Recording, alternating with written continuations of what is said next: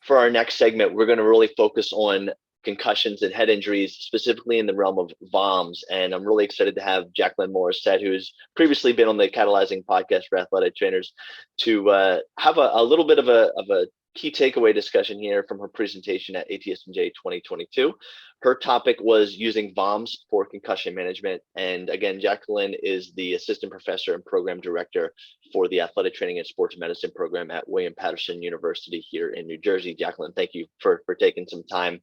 The first thing is, just in its simplest form, what do you mean by VOMs? And scientifically, why is it an essential part of concussion and management?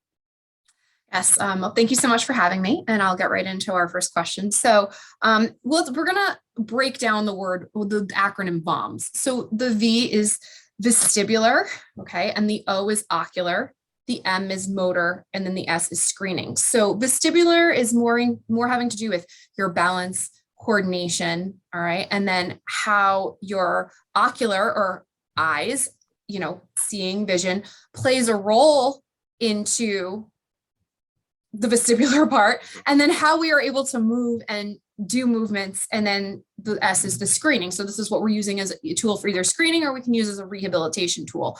Like I mentioned in my talk, many of the individuals that were in the audience are secondary school athletic trainers. So a lot of them aren't going to be able to use this as the quote unquote baseline preseason screening tool, and mostly as a rehabilitation tool. So the screening is a little bit deceiving. But what it really is doing is being able to tie in all three aspects: your visual, your eyes, your vision, your ocular, and the motor, the movements and motions that go about with any kind of activity. It doesn't necessarily even need to be sport related. It could be just walking somewhere, or bringing your fork to your mouth to eat food. So it really does encompass all of those things.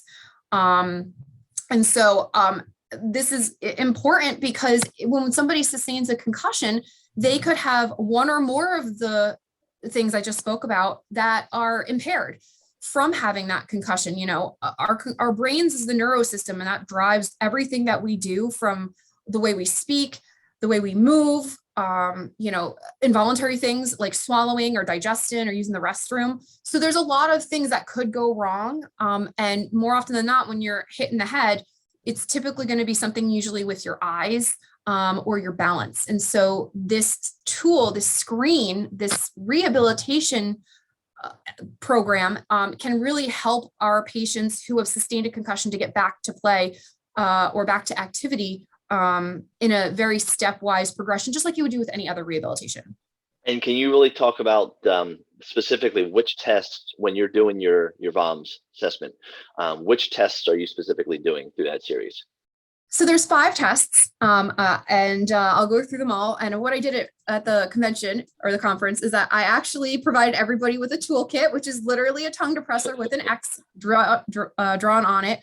You could pretty much do all of it with little to no equipment. So that was the big thing I wanted to explain. It doesn't cost a lot to do this. It's more about the motion, not necessarily the expensiveness of equipment for this. So there are 5 different tests. There's a smooth pursuit. There is a horizontal and vertical saccades. There's a convergence. There is a vestibular ocular reflex, or VOR. And then there's a visual motion sensitivity test, which is also known as VMS. So the smooth pursuits, like I explained, has to do with holding your head still and just moving your eyes side to side. So again, we use the tongue depressor as kind of, tracing and having our eyes follow that along. So that way we can kind of see if their symptoms are going to get better or worse or the same. Before you do any of these exercises, like I mentioned, you want to make sure you take a good symptom inventory. If they're feeling okay and you want to start having to do the rehab, you want to make sure that you know what their baseline is, and then they do a test. If they get worse, then they're done for the day. Okay. So that's the first one in the progression. Then we move along to the horizontal and or vertical saccades. You can do both. And that's just really being able to identify something within eye level or something that's moving away. So I actually use something called a Brock string, which is a string that had 3 beads on it, and you can move the beads to different parts away from the nose. If it's somebody that just had a concussion, you want to move them farther away, so that way they can basically try to, make sure that their vision is focused on that bead and that they see it before they move to the next bead, and then they see it so it's not blurry and then the next speed, and then doing it in reverse. And again, you can do that horizontally away. And then, you can do one where you're focusing on one eye versus the other horizontal. And then you can also do it from a vertical perspective as well. The next is convergence. So having something that's 14 font, have your patient holding it out in front of them and bringing it closer to their eyes. Once they start seeing double vision, again, that's where you want them to stop. You can use a tape measure to measure that, but most people probably won't. But you'll be able to tell if your patient's getting better, being able to bring it to their eyes a little bit closer.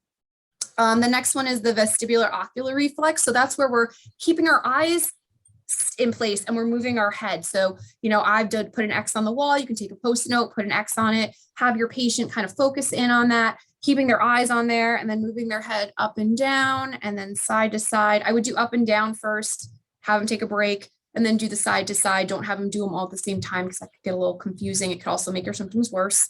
And the last one is the VMS, which is where you're combining the smooth pursuit and the VOR together, where you're having you move your body all together. And so what you want to do with that final one is start with a blank kind of canvas behind the patient and then start incorporating other things to kind of get their visual sensory systems kind of overloaded, because you're really trying to mimic what activities they would be returning to play. So, and it was quite a long explanation, but those are all the exercises. Some of them you can do 3 sets of 10. You can start with 1 set of 10 and kind of build your way up to that. And so, you just want to make sure that you're taking a symptom inventory before and after every single set of every exercise. And if they're feeling worse at any point, they're done for the day. That's a great overview of those tests and an essential part of the athletic trainer's toolbox with the sideline assessment.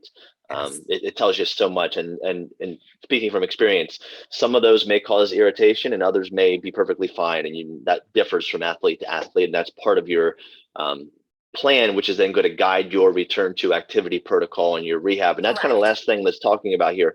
How does VOMs guide that return to activity protocol, and what are the rehab implications with it? So, with this return to play, you want to think about this just like you would do return to play protocols for really any type of injury. I used an ankle sprain as kind of the orthopedic comparison, because I think many of the people in the audience could understand, we probably rehabbed an ankle sprain.